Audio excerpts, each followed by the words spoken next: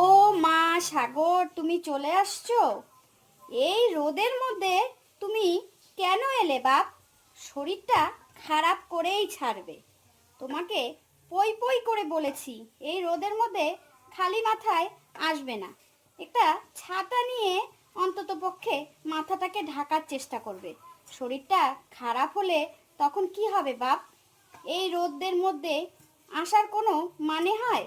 আর তোমার যদি শরীর খারাপ হয় তখন দেখভাল করবে কে? তোমার তো সেরকম কেউ নেই। আর তুমি তো জানোই তোমার শরীর খারাপ হলে আমার কতটা দুশ্চিন্তা হয়। তার জন্য বাপ বলছি তুমি এই রোদের মধ্যে আসবে না। একটু বসো, ফ্যানের নিচে একটু বসো তো, মাথাটাকে আগে ঠান্ডা করো। বাইরে আজকে যা রোদ পড়েছে, খাখা করছে সব দিকে। মানে আমরা তো বেরোতেই পারছি না কাজকর্ম করার জন্য বাইরে, আর তুমি এই রোদ পেরিয়ে এত দূর কষ্ট করে তুমি আসলে। মা, আপনার হাতের সর্ষে ইলিশ খাওয়ার জন্য মনটা কেমন করছিল। তার জন্যই তো একটু সময় পেলাম, টুক করে চলে আসলাম। আর যত যাই বলেন মা, আপনার হাতে সর্ষে ইলিশ কোনো কথা হবে না।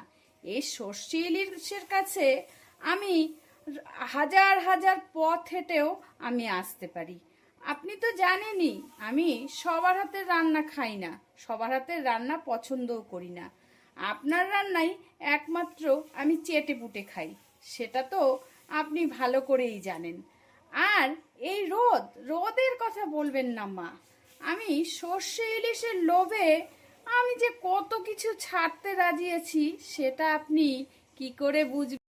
একদম ঠিক করেছো জামাই বাপ।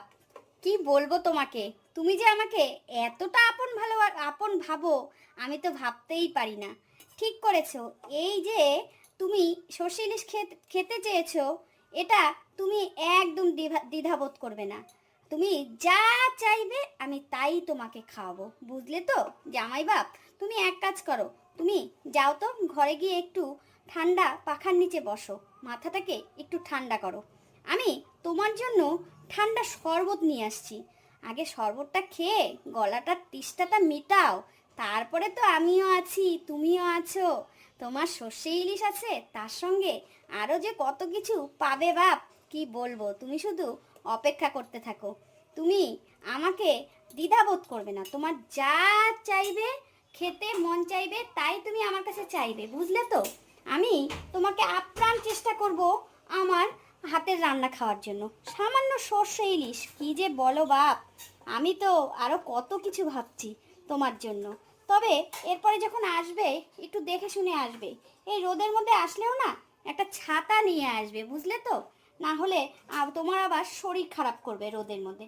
যাও যাও যাও, ঘরে গিয়ে ঠান্ডার মধ্যে একটু পাখার নিচে বসো। আমি তোমার জন্য ঠান্ডা ঠান্ডা শরবত নিয়ে আসছি বাপ। যাও, দেখবে শরবতটা খেলে তুমি শান্তি আর শান্তি পাবে, বুঝছো তো? তোমার সব কিছু একদম শান্তি হয়ে যাবে, আর সব মন প্রাণ ঠান্ডা হয়ে যাবে। এই গরমের মধ্যে যদি এই জিনিসটা পাও না, তাহলে তোমার সব শান্তি হয়ে যাবে। ও মা, 2 ঘন্টা যাবৎ তোমাকে বলছি একটু ভাত দাও, ভাত দাও, বড্ড খিদে পেয়েছে। তুমি আমার কথা না শুনে তোমার জামাই আসা মাত্রই তুমি তার জন্য ঠান্ডা শরবত নিয়ে যাচ্ছ। আর আমি যে 2 ঘন্টা ধরে বসে আছি, তোমার কি ওটা চিন্তা ভাবনা আছে? তোমার তো সেটা একদম চিন্তা ভাবনা নেই। জামাই এসে 1 মিনিট দাঁড়াতে পারলো না, তোমার একদম মন আকুল ব্যাকুল হয়ে গেছে জামাইয়ের সেবা যত্ন করার জন্য। এটা তো একদম ঠিক না মা। জামাইকে পেয়ে তুমি আমাকেই ভুলে গেলে। আরে জামাই তো সবে মাত্র আসলো, ওকে একটু বসতে দাও। আর আমাকে তুমি 2 ঘন্টা ধরে বসিয়ে রাখছো। আমি কখন থেকে তোমাকে বলছি আমার খিদে পেয়েছে, খেতে দাও, খেতে দাও। তুমি আমার কথা পাত্তাই দিচ্ছ না। যেই জামাই এসে দাঁড়ালো, অমনি তুমি পারলে তাকে একদম হাত পাখা দিয়ে হাওয়া করে তাকে একদম ঠান্ডা শরবত খাওয়ানোর জন্য পাগল হয়ে গেছো। এটা আবার কেমন ধরনের ব্যবহার মা? আমি তো বুঝতে পারছি না। তুমি জামাই জামাই করে পাগল হয়ে যাচ্ছ, আর চোখের সামনে আমি না খেয়ে আমার কেমন যেন মাথাটা ঘুরছে, সেটা তুমি একবার দেখছো না। তুমি এরকম করলে কি করে হবে? দুজনকে দুই চোখে দেখো, এটা কি একদম ঠিক? এটা একদম ঠিক না। আমার এগুলো একদম ভালো লাগে না। যে চাচ্ছে তাকে দিচ্ছ না, আর যে কেবলমাত্র এসে দাঁড়ালো তাকে তুমি একদম দেওয়ার জন্য ছটফট করছো। আরে রিনা, তুই তো বাড়ির মেয়ে, কেন বুঝিস না?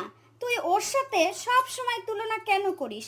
তুই বাড়ির মেয়ে, আর ও তো অফিস থেকে ডিউটি করে বাড়িতে ফিরলো। ও কতটা টায়ার্ড হয়ে গেছে, ওর দায়িত্ব কি আমি নিব না? তুই বল। তুই সব সময় এরকম ওর সাথে হিংসা করিস। তুই একটু খাবারটা বেড়ে নিলেই পারিস, তাহলে কোনো ঝামেলা থাকে না। এটা নিয়ে তোর আবার এত কেন বলিস? কথা বলার কি আছে বল তো রিনা? তুই এরকম সব সময় ভেদাভেদ করিস কেন রে? ওর দায়িত্বটা তো আমার নিতেই হবে না? ওকে তো আমার দেখতেই হবে। ও আমার একমাত্র জামাই বাপ বলে কথা।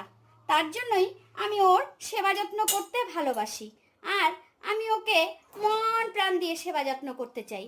এটা নিয়ে তোর এত বলার কি আছে বল তো রিনা? তুই এক কাজ কর রিনা, এত কথা বাড়াস না, এত মুখে মুখে তর্ক করিস না তো। জামাই রোদে পুড়ে আসলো, আমি ওর জন্য একটু ঠান্ডা ঠান্ডা শরবত নিয়ে যাচ্ছি। কোথায় তুই খুশি হবি? না হয়ে তুই ওর সাথে হিংসামো শুরু করছিস। তুই একটু খাবারটা বেড়ে নে রে রিনা, আমি একটু জামাইয়ের সেবা যত্ন করি।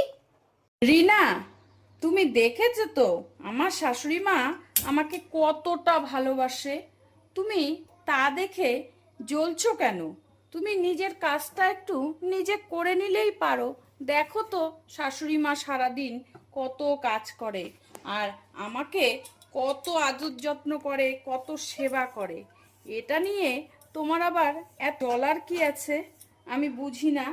তুমি 2 ঘন্টা ধরে বসে না থেকে তুমি একটু নিজের খাবারটা না তো নিজে করেই নিতে পারো, আর একটু শাশুড়ি মাকে তো আগিয়ে বাঁচিয়ে দিতেই পারো, একটু রান্নায় হেল্প করতেই পারো। এটা নিয়ে এত জল সে কি মা, এত খাওয়ার আপনি করেছেন? আমি কি করে এত খাওয়ার খাবো? আপনি কি আপনার জন্য একটুকু রাখেননি? আমি কিন্তু এত খাওয়ার একবারে একা একা খেতে পারবো না। আপনি যদি আপনার জন্য খাওয়ার না রাখেন তাহলে কিন্তু আমি কিন্তু একা খাবো না, বলেই দিচ্ছি। আর আপনি আমাকে এত ভালোবাসেন, আমি বলা মাত্রই আপনি এত কিছু আমার জন্য করে ফেলছেন।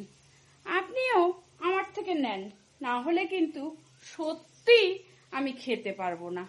সত্যি আপনার ভালোবাসা দেখে আমি মুগ্ধ হয়ে যাচ্ছি। আপনি আমাকে একদম নিজের মতন করে ভালোবাসেন।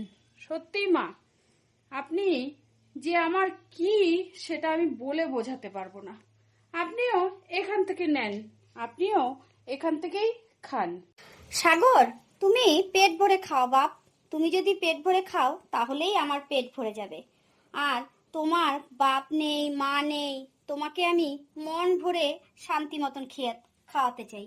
তুমি যদি শান্তি মতন না পেট ভরে না খাও তাহলে কিন্তু আমি খুব রাগ করব। আমার তো 10টা না 5টা না জামাই, আমার তো মাত্র একটা জামাই। আর সেই জামাইকে যদি আমি মন ভরে পেট ভরে না শান্তি করতে পারি, না খাওয়াতে পারি, তাহলে আমি আবার কিসের শাশুড়ি মা হলাম, তাই না বাপ? তুমি খাও তো খাও, এত কথা বলো না। তুমি খাওয়ার সময় এত কথা বলতে হয় না, তাহলে বিষম থেকে তো খেয়ে নাও। তারপরে যা থাকবে আমি এখন খেয়ে নিব। আমার কথা ছাড়ো তো, তোমাকে একটু সেবা করতে পারলে। আপনার মতন সত্যি শাশুড়ি পাওয়া না ভাগ্যের ব্যাপার। আমি আপনাকে কোনো সময় পর মনে করি না। আমি মনে করি যে আপনি আমার নিজের থেকেও আপন। তার জন্যই তো আমি দেখেন না বারে বারে আপনার এখানে ছুটে আসি আপনার হাতের রান্না খাওয়ার জন্য। আপনি যেটাই রান্না করে দিবেন সেটাই আমি অমৃত মনে করে খাই। আর এত স্বাদ আপনার হাতে যে কি জাদু আছে সেটাই আমি খুঁজে পাই না।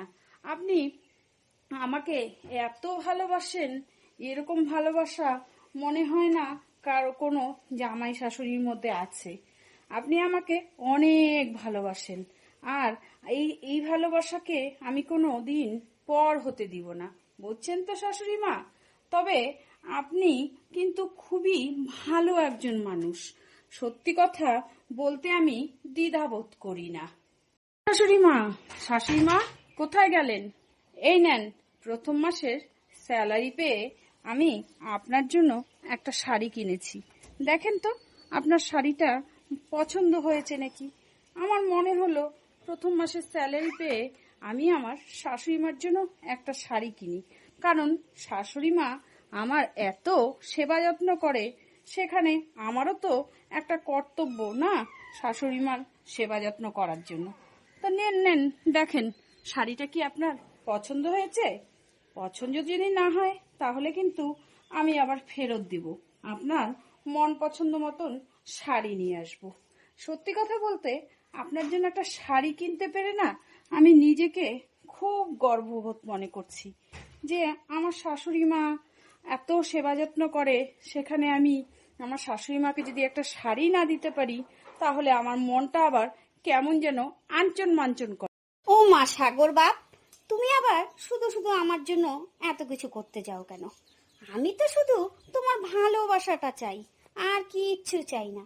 এই কাপড় চোপড় এগুলো দিয়ে কি হবে বলো তো? মনের ভালোবাসাটা থাকলেই অনেক। আর সেটা যদি তুমি আমাকে ভালোবাসো, আমার এসব কিচ্ছু লাগবে না বাপ। আমি বুঝি তোমার মনের অবস্থা। আসল কথা, তোমার মা নেই, বাপ নেই, তার জন্য তুমি আমাকে এরকম ভালোবাসো। তো যেটাই এনেছো সেটাই রাখো, ওটাই আমি খুশি মনে পড়বো। কোনো পাল্টাপাল্টি দরকার নেই বাপ। তুমি শুধু আমাকে একটু মন ভরে ভালোবাসো, তাহলেই হবে। এসবের আমার দরকার নেই। এ দিয়ে কি হবে বলো তো বাপ? তুমি এত ভালোবাসা দাও, সেই ভালোবাসাতেই আমি খুব খুশি। আর কিছু আমি আর চাই না তোমার কাছ থেকে। ও আচ্ছা আচ্ছা, এবার সেন আমি বুঝতে পারলাম। মা, তুমি কেন জামাইকে এত ভালোবাসা দাও, আর জামাই ও কেন শাশুড়িকে এত ভালোবাসে? তোমাদের ভালোবাসার মধ্যে আমি বোরিং। আমি তোমাদের ভালোবাসার মধ্যে কবাব মে হাড্ডি হয়ে গেলাম। আমি চাই না তোমাদের ভালোবাসার মধ্যে কবাব মে হাড্ডি হওয়ার। এবার আসল রহস্যটা আমি পেয়ে গেছি। এই জন্যই তো তোমরা দুজন দুজনকে এত ভালোবাসো। বাবা, সত্যি তোমাদের ভালোবাসা দেখে আমার তো হিংসা লাগবেই না। এরকম ভালোবাসা আর কটা দেখা যায়? জামাই শাশুড়ির ভালোবাসায় আমি মেয়ে হয়ে কবাব মে হাড্ডি হয়ে গেলাম, আমি বোরিং হয়ে গেলাম। তার থেকে তোমরা তোমাদের মতন থাকো, আমি আমার মতন থাকি। তোমাদের মধ্যে আমি আর আসতে চাই না।